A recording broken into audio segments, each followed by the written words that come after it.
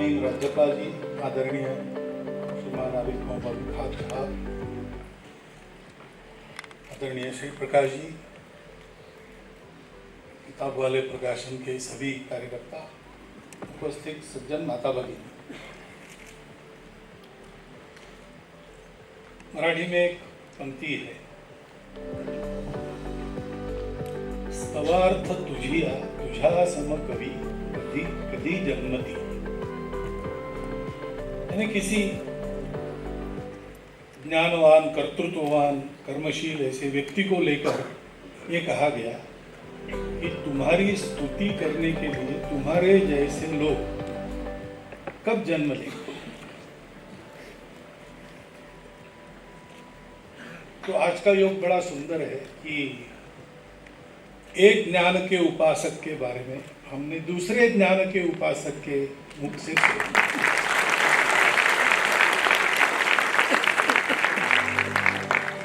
इसमें मैं कहीं नहीं बैठता,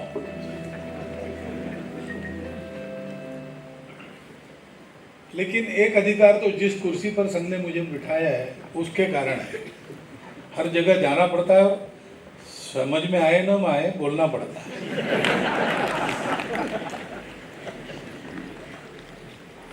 लेकिन दूसरा एक अधिकार नहीं, संघ के कार्यकर्ता के नाते 80 के दशक से उनका भी मेरा अच्छा परिचय है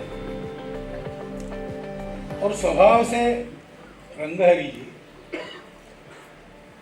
रंग उनके पिताजी का नाम है, हरि जी उनका नाम है। कभी संघ में कभी कभी लोग उनको रंगा जी कहते थे, तो वो बताते थे कि वो रंगा जी आएंगे नहीं, वो ऊपर है।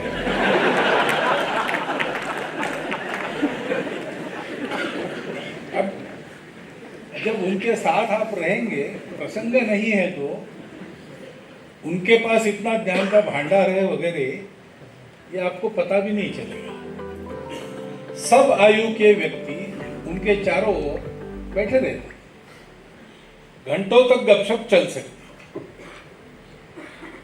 तो इसका कारण हमारे जैसे लोग भी उनके आसपास मंडराते रहे और हम स्नान करते हो न करते हो, लेकिन वर्षा हुई और छाता नहीं है तो हम गीले होंगे, उतना लाभ हमारा भी हुआ। तो उनके बारे में जो कहा गया वो अक्षरशः सत्य है। जीवन पूरा उनका स्वीकृत कार्य के लिए समर्पित और इसलिए सदैव कर्मशील रहते थे। जीवन भर, अभी तो बेडरिडन है, ये स्थिति आने के पहले जो नींद का समय रात का 5 घंटा 6 घंटा ज्यादा से ज्यादा होता था, उसको छोड़कर उन्होंने अपने बिस्तर को कभी स्पर्श नहीं किया। ये उनकी आदत थी कि जब सोना है तभी बिस्तर पर, बाकी समय बिस्तर पर बैठना नहीं, बिस्तर को हाथ नहीं लगाना, ताकि बिस्तर के संसर्ग से सोने की इच्छा न हो। ऐसे वो कर्मरत रहे और उनकी अंग्रेजी में कहते हैं स्कॉलरली रिगर। तो ये बीमारी की अवस्था जब बढ़ गई और उनका घूमना फिरना केरल के बाहर बंद हो गया,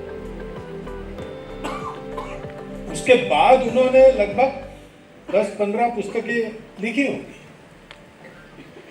सारे पुराने ग्रंथों, महाभारत के एक एक पात्र पर उन्होंने पुस्तकें लिखी। ज्ञानेश्वर महाराज की ज्ञानेश्वरी, उसका उन्होंने पढ़ा, अध्ययन किया मराठी में। कुछ महीने पहले उन्होंने वो पढ़कर उस पर अंग्रेजी में कमेंट्री लिखी और अभी ये पुस्तक ऐसे उनकी क्षमता भी है, उनका ज्ञान भंडार है। और इसलिए जिनके सान्निध्य मात्र से हम लोग समृद्ध होते हैं, ऐसे व्यक्तित्वों में से वो एक। और किताब का उनका विषय जो है वो भारत का, जैसे कहा गया, भारत का एकमात्र आदर्श भारत के अस्तित्व का एकमात्र प्रयोजन यही है। भारत केवल दुनिया का सिरमौर देश बना तो उसमें कोई गौरव की बात भारत के लिए नहीं है। दुनिया चाहे जय जयकार करे, भारत को, दुनिया को ये सिखाना है कि विविधता में एकता नहीं भाई, एकता की ही विविधता है।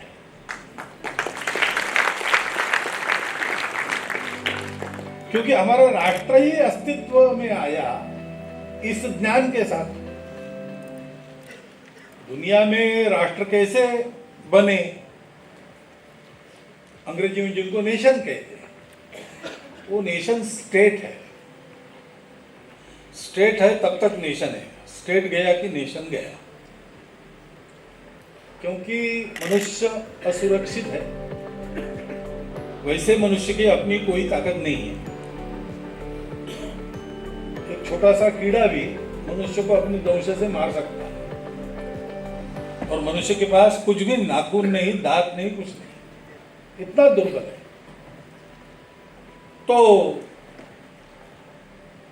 जब वो विचार करने लगा, समूह बनाए, धीरे धीरे तब प्रगत हुआ। लेकिन उसके पहले तो उसको एकत्र रहना ही पड़ता था। दुनिया में सुरक्षा का उपाय एक ही है, मिलकर करो। तो उसने एकत्र आना शुरू किया। लेकिन एकत्र आ तो सकते हैं, एकत्र रहना बड़ा मुश्किल काम है। क्योंकि एकत्र आने से जैसे दोस्ती होती है, वैसे झगड़ा भी एकत्र आने के कारण ही होता है। जो लोग मिलेंगे नहीं वो कभी झगड़ा भी नहीं करेंगे, जो मिलेंगे वही झगड़ा करेंगे। और इसलिए मैं मेरा के चक्कर में मनुष्यों के झगड़े होते ही, बिना कारण पशुओं के झगड़े नहीं होते। क्योंकि उनके मैं मेरे पर भी मर्यादा है। उनका विचार इसका उपयोग करना नहीं जानता और नहीं चाहता। उसके कारण मनुष्य उसका उपयोग करना चाहता है और जानता है, तो झगड़ा करता है। तो इसलिए पहले तो कोई आधार चाहिए जो समान हो, जिसके कारण लोग मिल सके। वो समान आधार तो लोगों ने मनुष्य निर्मित आधार खोजे। हम एक क्यों है? क्योंकि हमारी भाषा एक है। जिसकी भाषा अलग है वो हमसे अलग है। यानी विविधता अलगाव का कारण बनती है। To be different is to be separate, और to be one you have to have a uniform. There is no unity without uniform. ऐसा मानकर दुनिया चली। तो जिनको एक होना है उनको कुछ तो भी एक रखना है। तो भाषा के आधार पर स्कॉटलैंड, आयरलैंड, वेल्स और इंग्लैंड, 4 अलग अलग राज्य थे, देश थे। लेकिन विदेश से आने वाले आक्रमक से संघर्ष हुआ। वो आक्रमक और ये 4 बहुत बहुत शतक लड़ते रहे। उसमें से उनकी एक आसपास व्यवहार करने की, गाली भी देना है तो भी समझ में आए तो भी मजा आता है।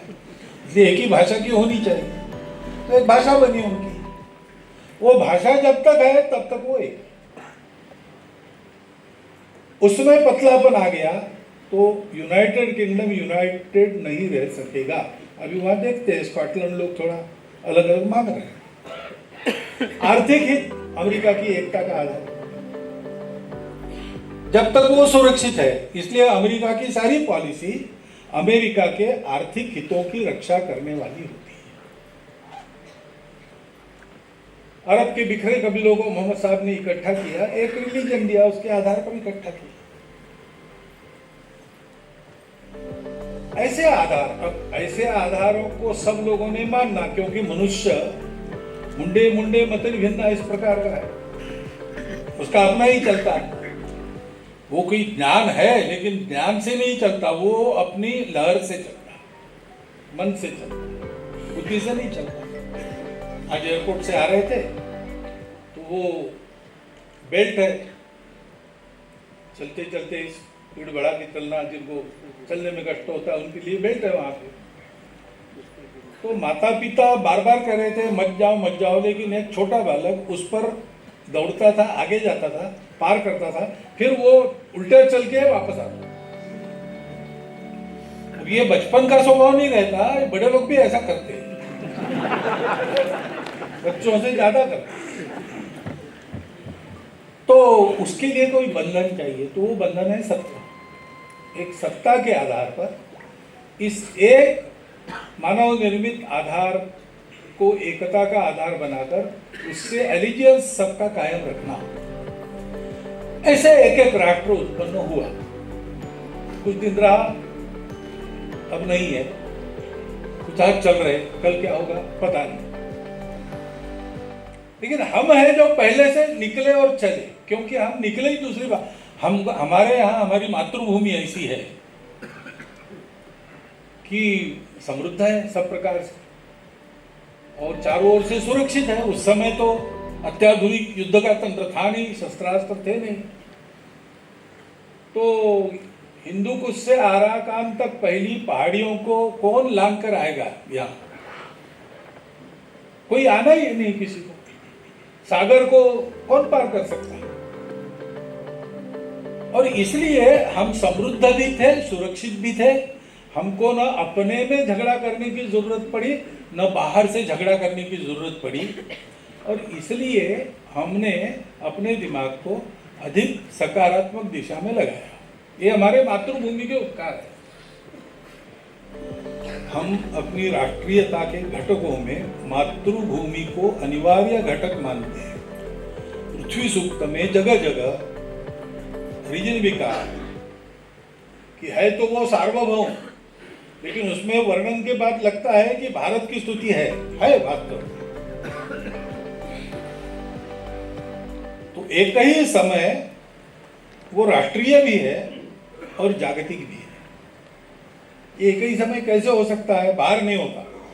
बाहर लोग राष्ट्र इस शब्द से डरते हैं, नेशनलिज्म से डरते हैं, क्योंकि वहाँ नेशनलिज्म का सबसे ताजा उदाहरण जो सबके याद में वो हिटलर का है, इसलिए सब डरते हैं। लेकिन हमारे यहाँ इसका कोई विरोध नहीं। कारण ही ये है कि ऐसे सुरक्षित और समृद्ध होने के कारण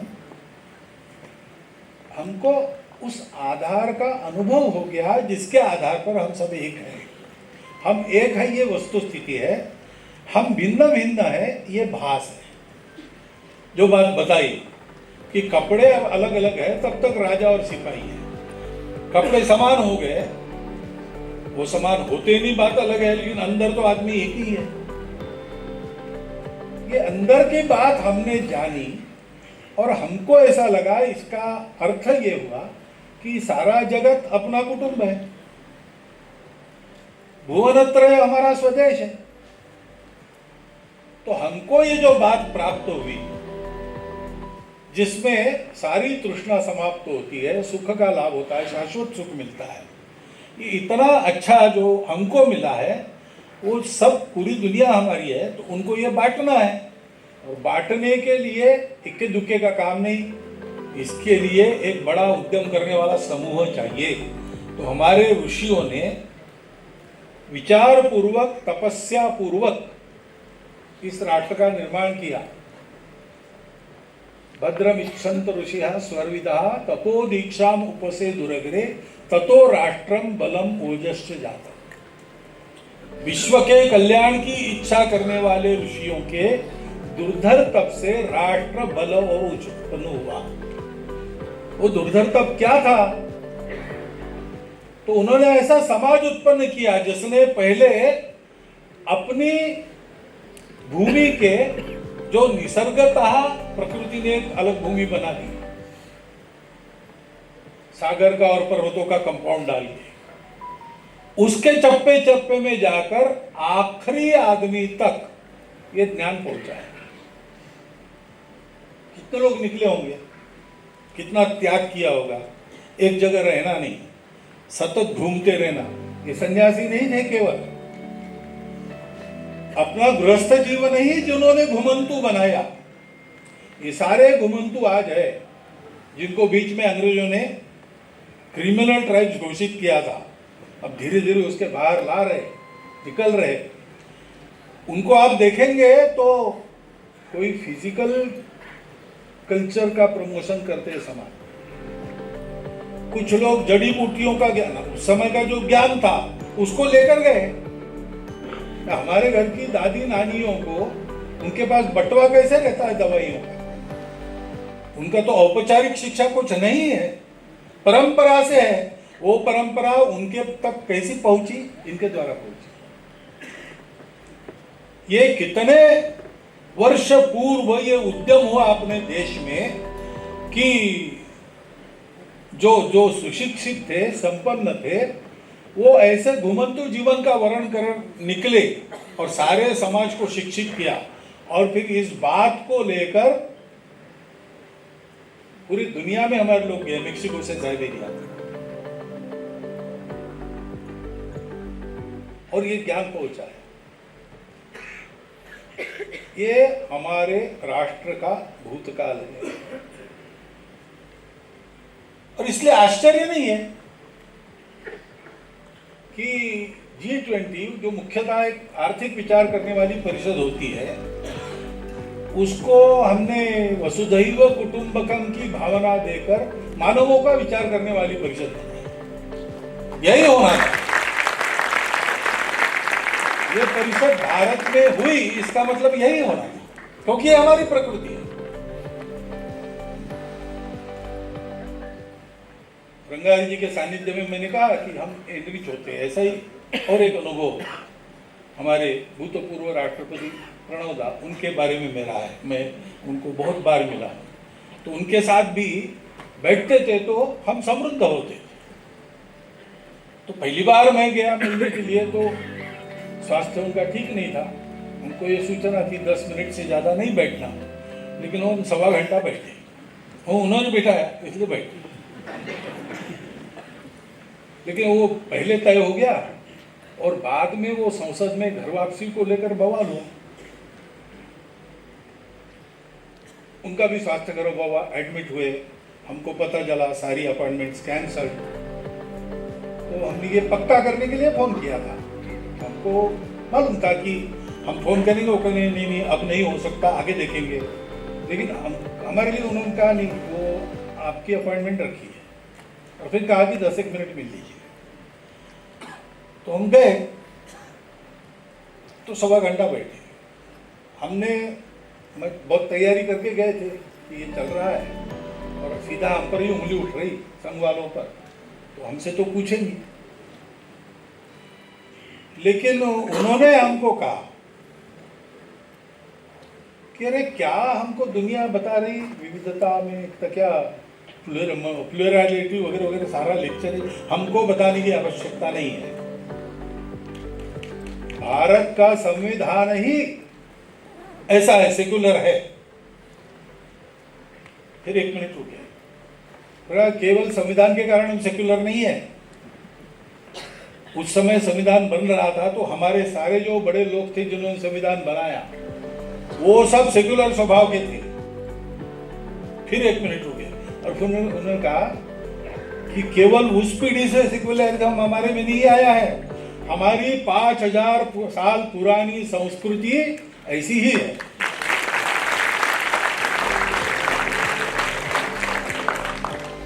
ये ऐसी है। तो 2 बातें होनी चाहिए कि ये ऐसी है, ये तो कहीं सुनी हो गई, ये ऐसी है, इसको हमको समझना पड़ेगा, उसके लिए पढ़ना पड़ेगा।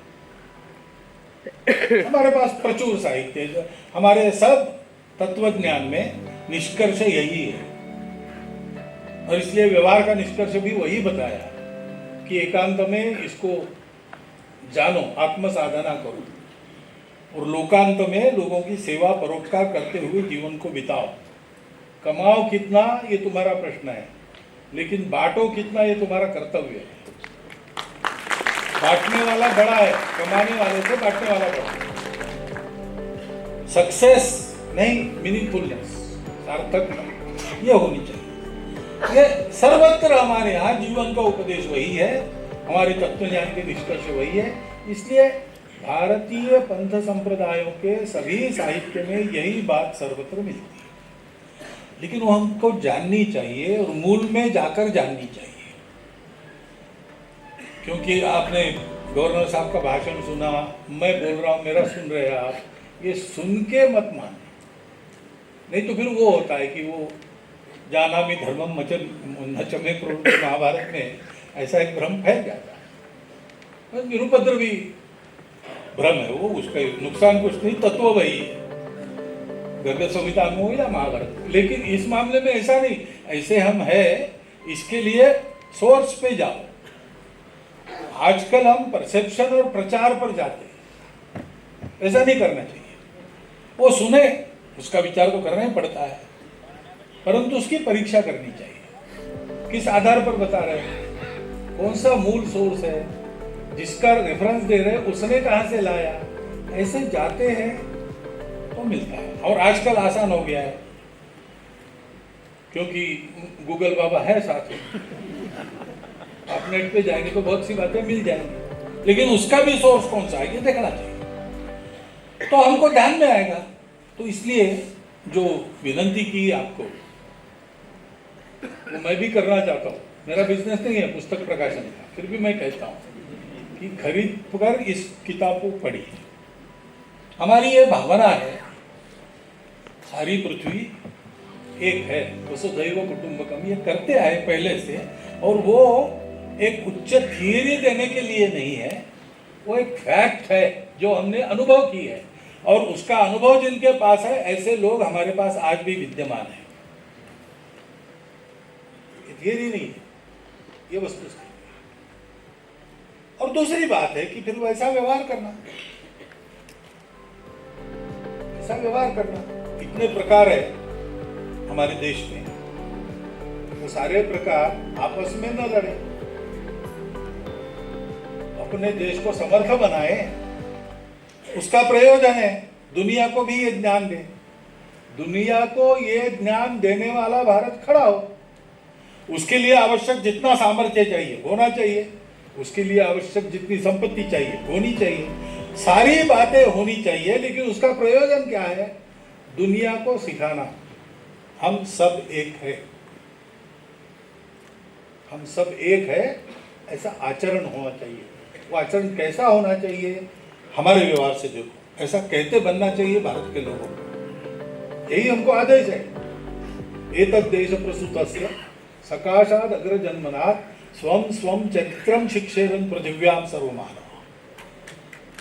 जगत के सारे मानवों को अपने जीवन से शिक्षा प्रदान करना, ये भारत के उत्थान का प्रयोजन है।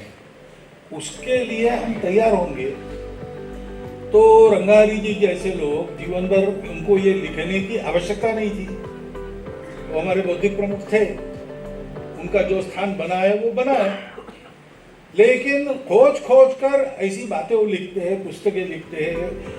हमारी तत्वज्ञान की पुस्तकों में, हमारे कथा वाङ्मय में जो पात्र मिलते हैं, उनके स्वभाव का विश्लेषण करते हैं। किस लिए? तो ये हमारे लिए खुला है, हम पढ़े, हम भी सोचे, निष्कर्ष निकाले, उसको अपने स्वभाव में उतारी। इसलिए